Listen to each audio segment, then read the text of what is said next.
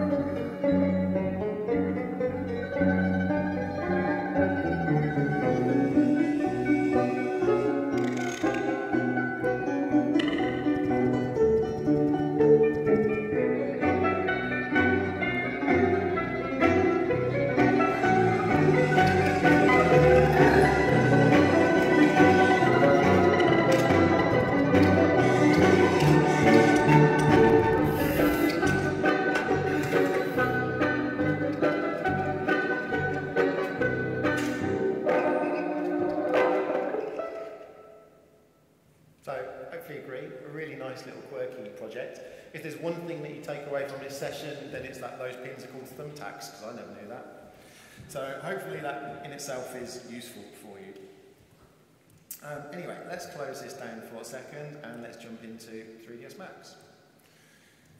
So, in this particular case, all good projects obviously start with, a simple sketch. It's, from my point of view, easiest, fastest way of getting down your ideas. We make amazing 3D tools and high-end 2D tools as well, but to be honest, the best way of getting your ideas out are, a nice, simple sketch. Now, in this particular case, the customer's workflow was they sketched down their ideas. This is the Bandai, however you want to say it, character. They then scanned that in, just a simple scan using, a normal scanner. Pulled it into Adobe Illustrator and just simply traced over the line work. Now what you could do is use Sketchbook Pro, again an Autodesk application, draw it out and it will make all of the vector line work straight away for you. So there's plenty of options, but we're not going to worry about that too much today. So I've got a nice simple scene and we're just going to go through the process of creating a character and going through some of the considerations that they had. So hopefully, are you all familiar with Macs? So I guess let's start back at the beginning a little bit. Who's using Macs at the moment?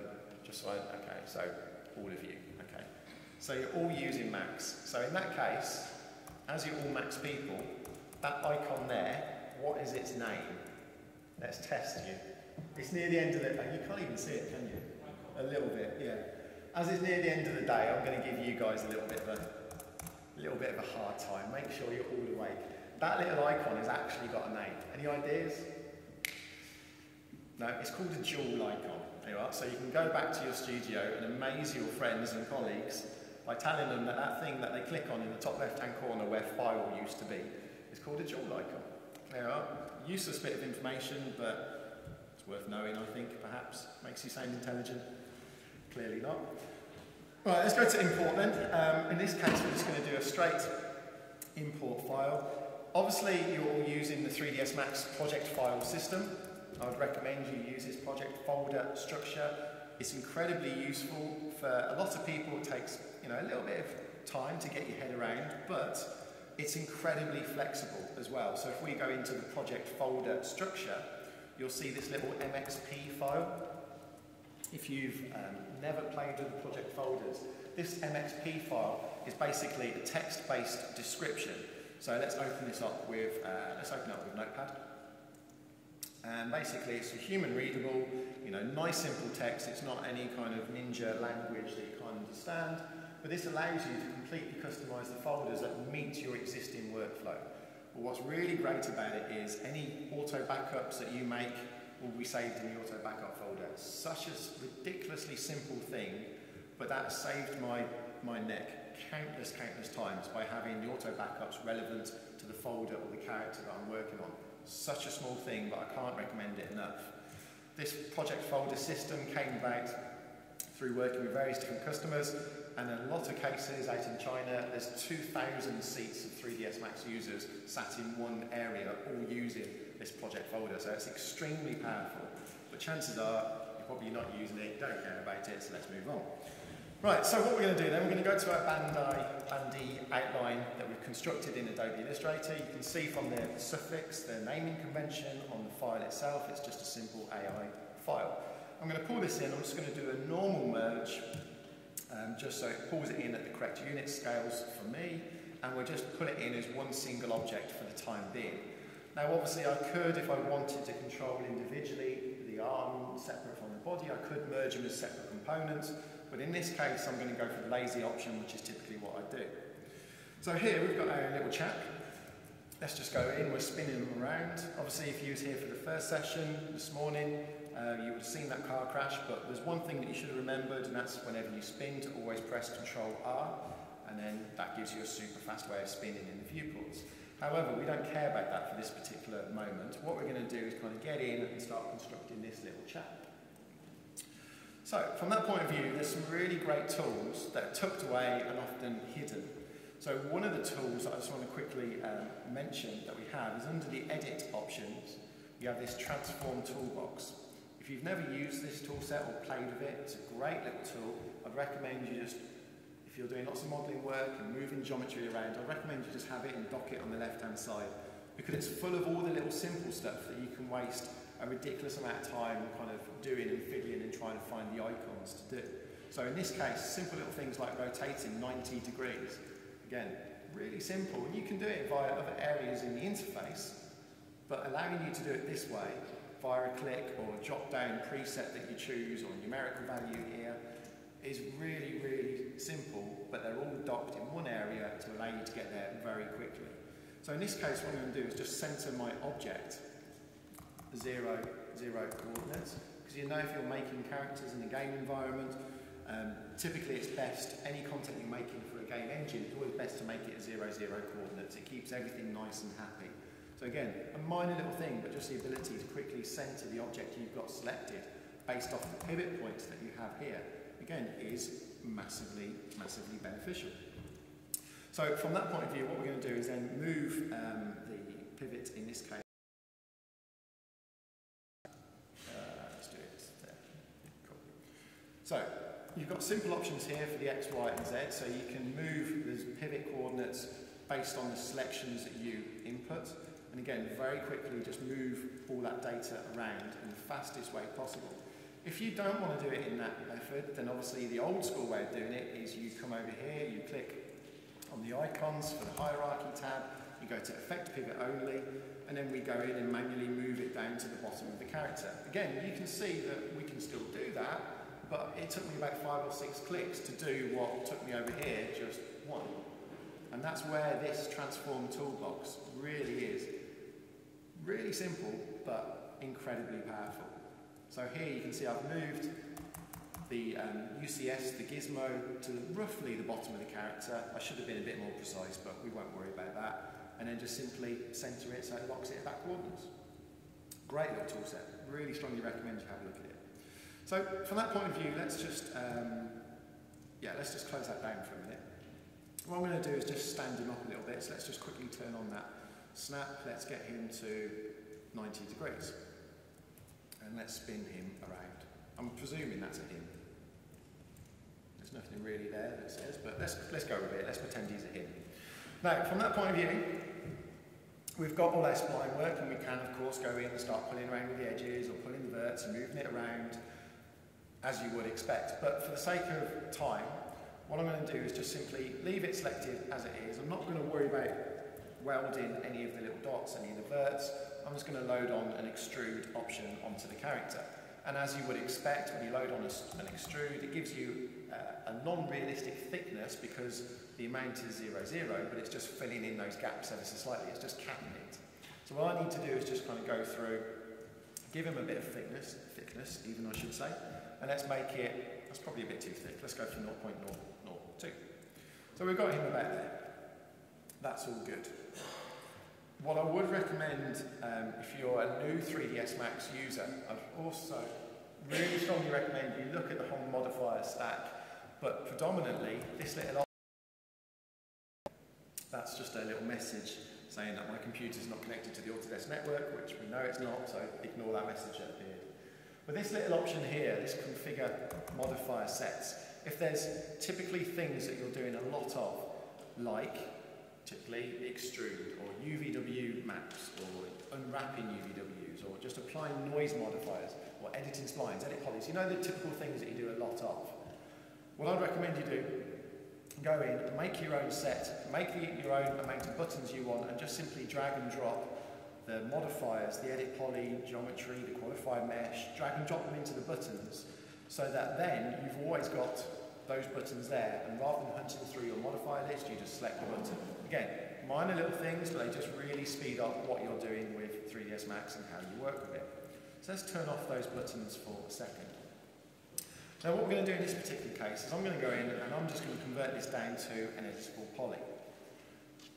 From an Autodesk point of view, all of our development efforts moving forward and for the past 2 years have been all around edit polys or editable polys rather than edit mesh.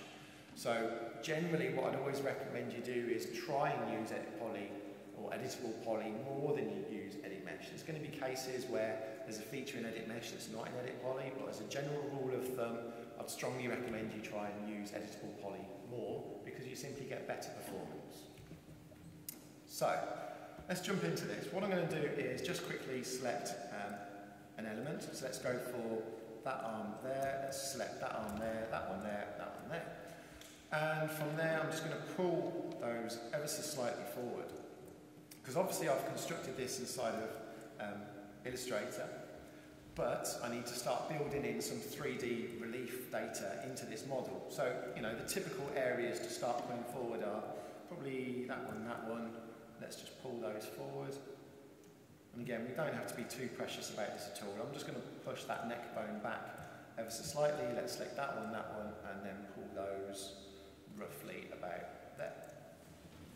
So already we've kind of got a little bit of 3D relief to our character that we're going to start pushing around. Because even though we had that nice 2D style that a lot of casual games are going for, we still want that nice 3D interaction for the end users. So in this particular case, what I'm going to do is just pull that one down, and from there, I'm just going to turn on this system up here, this graphite modelling tools. Now this is an extremely powerful tool set, however, most people I see have got this tool set turned off. And chances are, if you're using Max, you've probably got it turned off as well. Is that a fair assumption? Who's got it turned on, I should say? So 2 of you, 4 of you, okay, 5, 4.5 I guess, that was kind of it. So about 5 of you have got this turned on out to a room of, you know, 30 odd people. And it is massively powerful because there's tools up here that you can only access via this graphite ribbon interface. You can't get to them via the command panel and the modifier down the right hand side. So if you have got it turned off, there's a lot of tools that you're missing. But what's really great about this tool set is they only work with edit polys for starters, but you completely undock and you can construct and create your own. So chances are you're probably not going to use all of those settings for when you're doing object paint, but there might be 1 or 2 settings that you want. So the idea is you can go in, delete the buttons you want, make your own icons, load Max scripts into there as well, just have your own complete ribbon interface. It's extremely powerful. And one of the other things I just want to quickly mention as well, if you just Google search super ribbon, you'll find everything from the modifier in the ribbon interface. So if you don't want to use the modifier anymore on the right hand side, you don't have to. So the ribbon interface, the graphite tools across the top really are incredibly powerful. Now what I'm going to do for a second, let's just quickly go through and let's minimize it for a second. Let's get rid of that command panel. So we extend out the graphite interface on this kind of low-res projector as much as possible. Now typically what I'm going to do over here is I'm going to go for the bevel options, just a standard thing, spend a huge amount of time doing it in Max, but whenever I choose an option like this, and again if you was here for the previous kind of couple of sessions, you'll know that if you see the drop down arrow, you're supposed to click on it because that's the cool stuff. So if I click on that option, you've got all your bevel settings, or what you can do is hold down the shift key, click on just the icon and it loads up the setting values anyway. So now, not quite what I expected, but there is a reason for that. So now, let's just reduce that ever so slightly and reduce that value because it's picking up my previous defaults from a second ago. What this allows me to do is have a system, a floating interface system that we call the CADI interface. And this is what we're seeing here, this nice floating UI system. So again, if you don't want all of this tabbed-based system, the ribbon interface open all of the time, this CADI system will be undockable. Now inside of Autodesk, believe it or not, there is a reason why we do everything inside of Max and implement options like this. There is a reason why we want to, let's just quickly undo that. There is a reason why we want to go in there and have this CADI system. How's that? There is a reason why we implement the CADI system, and it's purely to get you to that interface as quick as possible. So that interface there is a way of telling Autodesk that you just lost your work and you don't like them. So let's just quickly fire up Max again.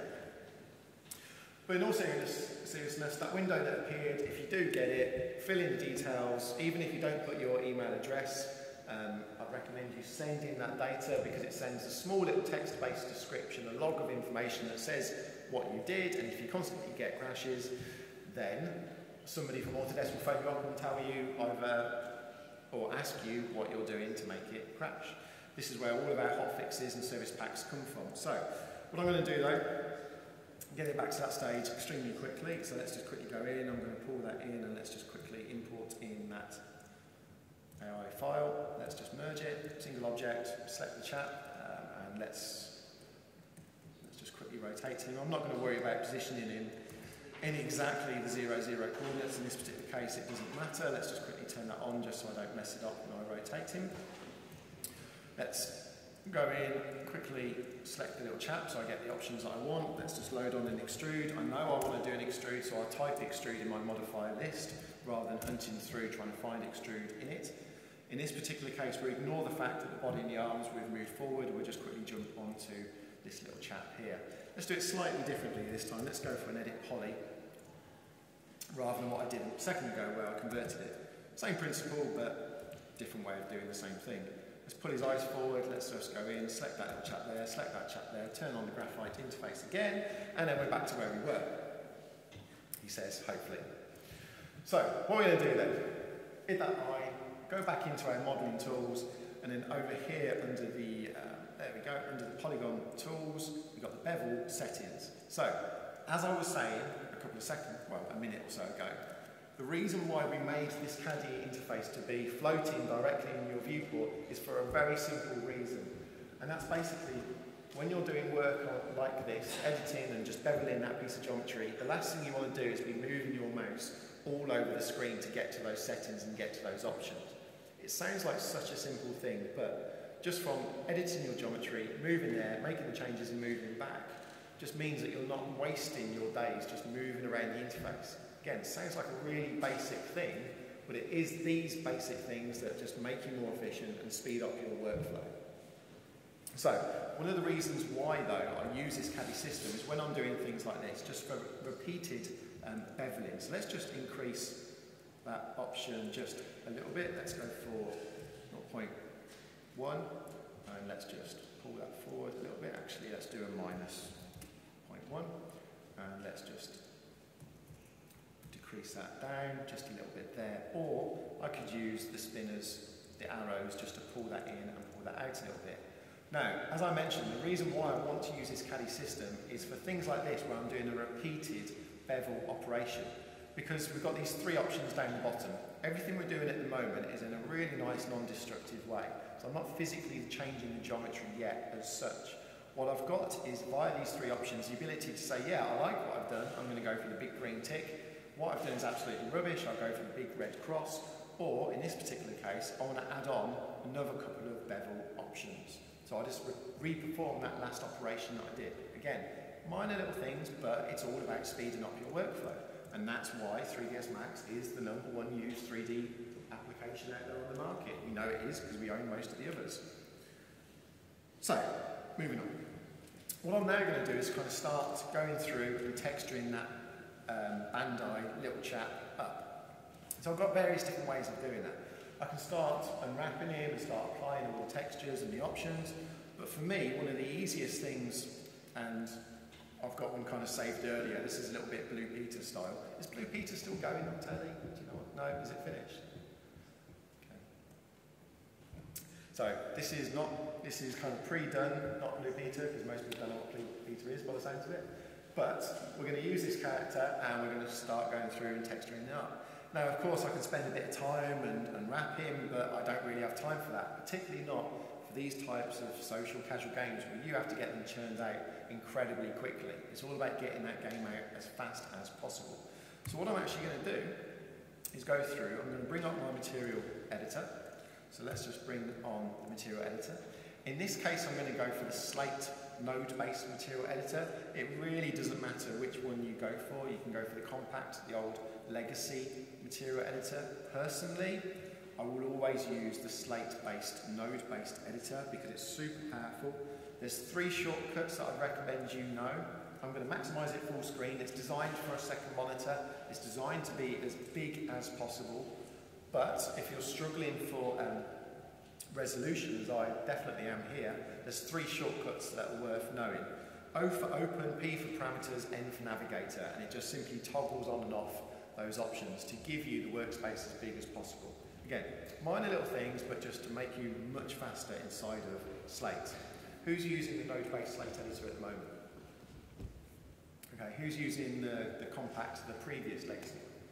Okay, so most of you are using that tool.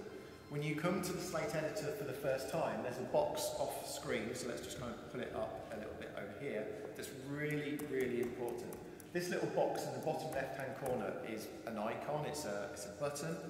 Basically, this tells you down here what is happening inside of the Slate editor. So if things are going slow, because you can have as many swatches and as many materials and maps as you want.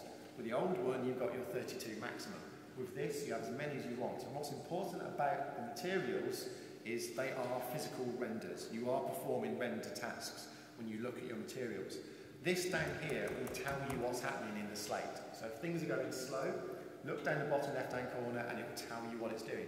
Chances are it's rendering your 2,000 materials that you've got. Okay? If you are experiencing slowdowns, let's say you're using V-Ray RT for instance, you're using your graphics card to do rendering, you're doing some production shots for the final kind of concept work. So you're using V-Ray RT, you're using your graphics card to render, you're using your graphics card to show your viewports as well, and you're using your graphics card to do the rendering in your material. You can see your graphics card is doing a lot of work. By clicking on that icon, it turns off the global rendering and just gives you selective rendering on the node that you're working on. There is a lot of features like that we could talk for about 5 hours on just this material editor. It's extremely powerful, but we don't have time.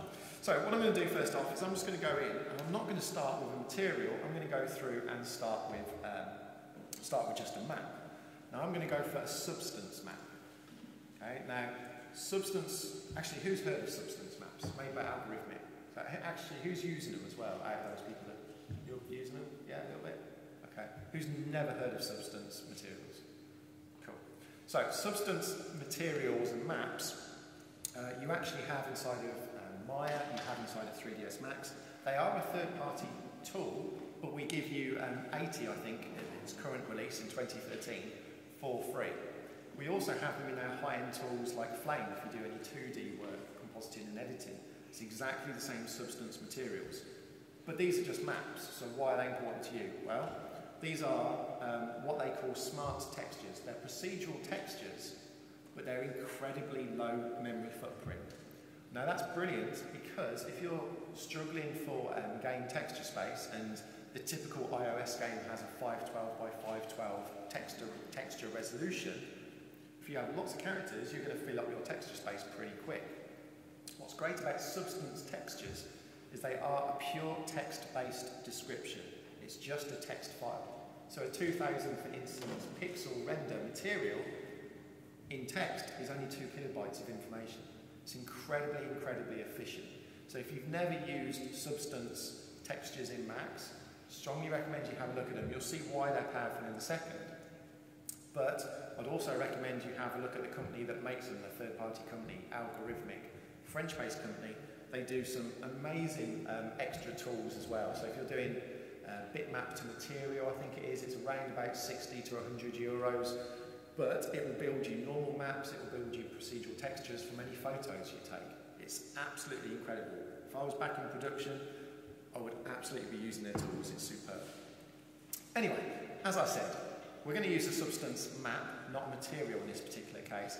And what we're going to do is just go through the normal workflow. We've got at the top of our list, and we always put everything in order for a reason, the global substance settings.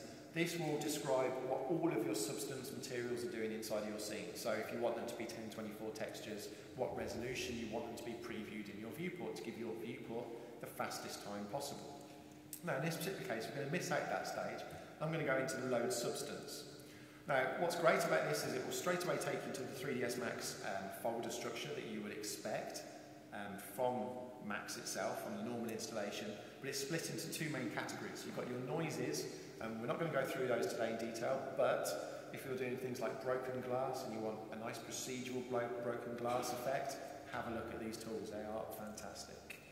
But what we're going to go through is the normal textures, and I'm going to go for, let's go for crumpled paper, why not? So we're going to load that in, and as you saw, it's just a simple 7K texture, but this is the end result. So let's zoom in a little bit so we can see it on screen, okay? And this works like you would expect any procedural 3ds Max texture to work. So I'm just going to go through. I'm not quite happy with the way that that's looking for this particular character. So I'm just going to go through and give it a slightly different random seed. And as you would expect with a procedural texture, it all completely changes. Maybe we want that texture to be a little bit more, or a little bit less, I should say, crumpled. So we don't want quite that relief effect. So we can dial up and down those values. We can add in more dirt or less dirt. And there's ground textures, leaf textures, grass textures, all done in this substance material editor. It's incredibly powerful. Now again, it is a procedural texture. So if I want to quickly change the colour of that paper, let's just kind of make it a little bit more along the lines that I would expect on that projector. So let's say OK. It's all done on the fly. But bear in mind, this is just a visual description of a text file. You know, I can't emphasise that enough. Incredibly small memory footprint. So we've set it up, we've spent a bit of time. From here you can see the outputs that this substance map will generate. So on the fly it will generate you normal maps, displacement maps, diffuse, specular, and a whole host of options that you would expect. But what we're going to do is do something slightly different, because you're probably all expecting me to grab that texture and apply it to the object. Well, we're going to do it a little bit strange, quirky workflow. Because as I mentioned with Max, all the cool stuff is always when you right click. So in this case, I'm going to render a substance text description, but I'm going to turn it into a map. So all I do is, just go back, sorry, I'll go back, right click on the option, and I'll just go in and say render map. So that's now going to take this substance texture and make it into a physical image. Quite a nifty little workflow. And from here, I'm just going to leave it as a single frame. Let's go for a 1024 by 1024 square resolution, and let's just quickly render that off. So now what this gives me, if I just pull that across, is a nice reference map to be working with. Because I want to add a bit of detail into this character, but I don't want to use it just as it is here. So what I'm going to do is go through up to my tools options, and I'm very much a Photoshop user. You know, I've used Photoshop for many years. I understand how it works. I understand its kind of quirks and its benefits and advantages. So I want to do that, but I don't want to keep jumping outside of 3ds Max and wasting all my time swapping between applications and filling up all the RAM on this machine and just slowing everything down. So I'm going to use a tool set inside of Max, the viewport canvas. When we implemented this in the first round, it was good, it wasn't brilliant. It couldn't handle huge texture sizes. So if you try this in the very first implementation, you probably had mixed results. I would really strongly recommend you go through and kind of have a look at this tool set now and see what's been done to it, because it is incredibly powerful. I'm not going to have time to go through all these options, but you can see there's a lot of options there. And if you're using a Wacom stylus pen or tablet device, it will link in directly to this interface and allow you to behave like you would expect inside of Photoshop, but inside of Max. So let's kind of have a look at how that works now. And in this particular case, what I'm going to do is go through and go into my paint options, and I'm going to assign a standard material. So I'm just going to let Max set everything up for me. I'm going to start working on all of the map options that you would expect, the ambient, the diffuse, specular, and so on. In this case, let's just go for the standard diffuse, and I'm going to go for my 1024 preset. Realistically, if this was a casual game, I'm probably going to go 512. We then have to give it a naming convention, so let's just go through and assign it as a texture, because all the time we're doing this, it's going to make a texture for me. So let's give it a blue GFX. And I know I want a PNG file, so I'm not going to hunt through my list of my formats. I'm just going to type .png and it will construct all the relevant options for me. So from there, we choose what bit level and what colour range we want to work with, and if we want to work with an alpha channel. Often if you're doing this from a fresh and not doing the workflow we're doing here, you probably want to give it an immediate base colour. So this swatch here will just flood fill that object for you. I'm going to leave that empty for a second, and of course we can paint on different multi-channels as you would expect. So as soon as I do that, we get this really nice floating window. Let's kind of get that over here so we can see that a little bit easier. And what's great about this way of working is you're now working in a Photoshop layer-based way. And at any point I can kick this over to Photoshop and all these layers will be preserved with all their blending modes and their opacity levels. So in this case I've got my layer 1. Obviously, as you would expect inside of Photoshop, you've got your hide, freeze, all the options that you would expect, and brightness, contrast, and so on. In this case, I'm just going to go in and start painting directly onto my object. So, I've got my shortcut keys, so let's go through. Control-Alt will do the hardness of the edge, so if we want it to be, let's make that a bit bigger so we can kind of see it on screen a little bit easier. So, Control-Alt will do the hardness of the edges directly on the screen. Your Shift key and Control key will do the brush radius size, and Shift and Alt I think does the opacity, the strength of that brush. If you're using the Wacom, as I said, all that will be done interactively whilst you're using that brush. So let's scale that down just a little bit, and what I want is kind of to paint in a little bit of a darkening around the edge of his head. Obviously you're going to spend way more time and make it look way more pretty, shiny than I just did.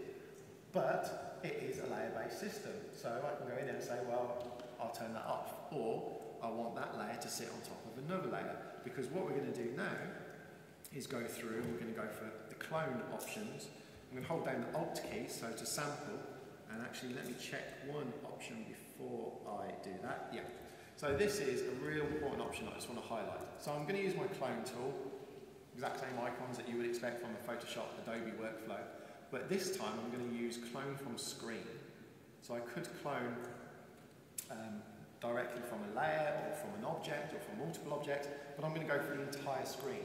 So if you've got any reference photography footage that you want to bring in, which is exactly what we're doing here, you just Alt pick that area of that map, 5 minutes ago, and then from there, let's increase the size of the brush.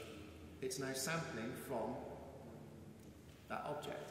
If I go over here and get it close to the screen itself, if I go too far over to the left, you'll see it starts sampling the interface of Max. Hopefully that kind of highlights to you just how powerful this toolset is. If you have multiple images loaded up on the side of the screen, just select and start using them as reference photography. So from there, let's kind of start going in, just very quickly rough that out. Because again, you know, I could have set up that texture inside of Photoshop and manually constructed it, but to be honest, I'm just going to let Substance do it for me. So let's pull that layer across. Obviously I painted on the circle, the edging, so it's kind of painted over the top. We won't worry about that. What I'm going to do is go back to my paint tools, and this time I'm going to go through and use a mask. And it ships with some default example masks, or you can load in your own if you want to. And what's great about this is if I want to start then adding in some of these extra little kind of dirt or splodges with masks and with the way of working that you would expect to work in Photoshop, you've got all that functionality straight away there as well.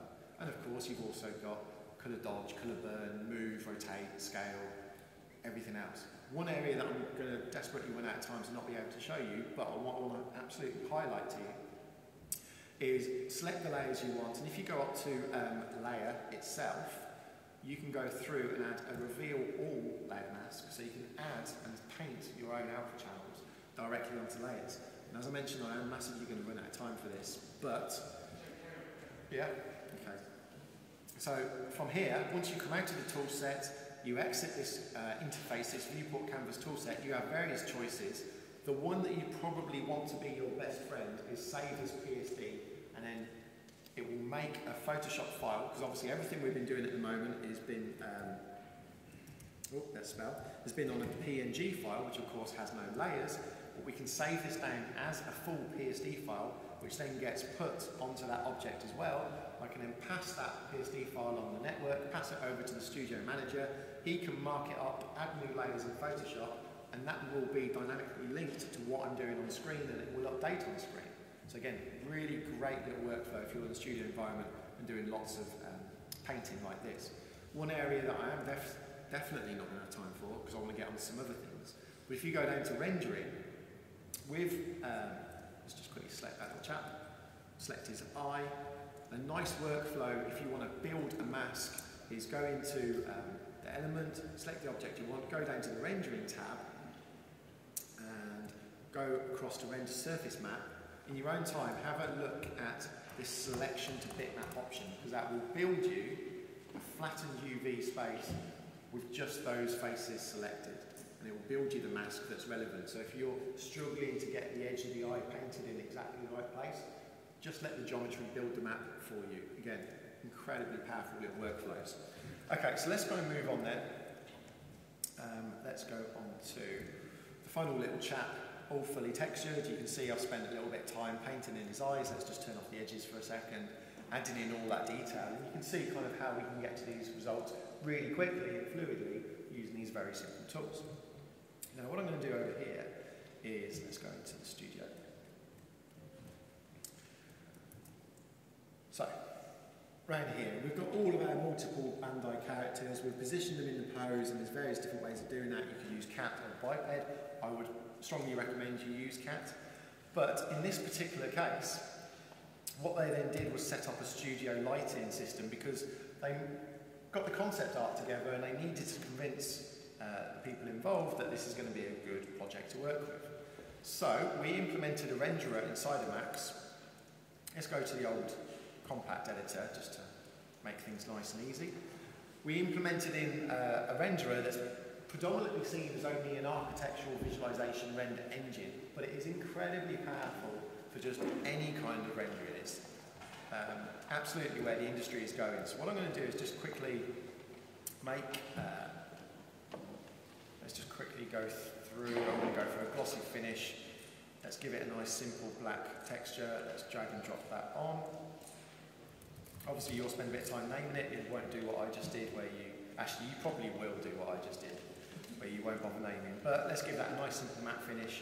Drag and drop that little chappy onto there. Let's give it a new name. And from there, we're just going to quickly go in and add a nice simple free. Actually, let's do it slightly differently. Let's go into standard. Let's go for an area omni. If you've never used this auto grid function, I'd strongly recommend you have a look at that, because what you can see on screen is that gizmo, that UCS is moving based on the geometry that's in my scene, so it locks onto the surface of an object. If you've never kind of used the auto grid function before, it's incredibly, incredibly powerful for doing this type of thing. Let's go through and let's leave. Let's just come out of that mode ever so slightly. Let's just move that up so it's out of the scene. And when you're in a game environment, you probably don't have time to go through and set up all the lighting values. So the easiest way is just dropping in this case, a mental rate area omni light. And what we're going to do is just go through and specify the intensity and colour and saturation that we want. But from my point of view, I don't really understand too much how the settings work inside the Max from a rendering point of view. So rather than me doing lots and lots of test renders, I'm going to go through and bring up my environment and effects options and cut down on all that guesswork by just doing a quick render preview. And that will basically do a render of the geometry and of the scene, but then it will allow me to come in and explore kind of what all of these values are doing interactively. So this is now a full kind of interactive render rather than that horrible process where you change a setting, do a render, change another setting, do a render and wait 15 minutes before you get your results. So what I want to do is just kind of increase that value there. Let's just increase the colour saturation. Let's increase that vignette a little bit, and let's pull up the shadows, the midtones, and get that highlight working just a little bit more. From there, one of the nice things about this is, as a render engine, again, I'm not a mental ray expert, I don't understand what all of the options are, but what I do know is if I want an image to be created in 1 minute and no seconds, then under my render tab, I'm just going to tell it to do something in 1 minute and no seconds. And then under the hood, 3ds Max will set up all of the settings for you, and in this particular case, it's using my graphics card to do the rendering. If you've been to any of the other sessions going on today, you'll know that this is certainly where the industry is heading to get the graphics card to do the rendering work, purely because graphics cards are much more efficient at doing these types of memory-intensive calculations and processes are. So, to get these kind of production results really quickly, really fast, is a great way of working. We're going to cancel that for a second, because I know Ravi wanted me to finish, so I better stop. But from there, all we do is just take that file, do a quick FBX, drop it into Unity. Hopefully you've seen the Unity sessions where you've seen how easy it is to get data from Max, from Maya, from any of our tools that are using FBX, drag and drop it straight into Unity and have a game that you've made. So on that note, really should wrap up. So thanks very much for your time, thanks for listening. I hope it's been useful. And as I mentioned, my cards from Autodesk point of view are on the side. If you do want us to come in and see you at any point, take my cards and have a conversation after this session has gone on. Any questions for Jamie before we finish? Cool. Thank you very much, Jamie.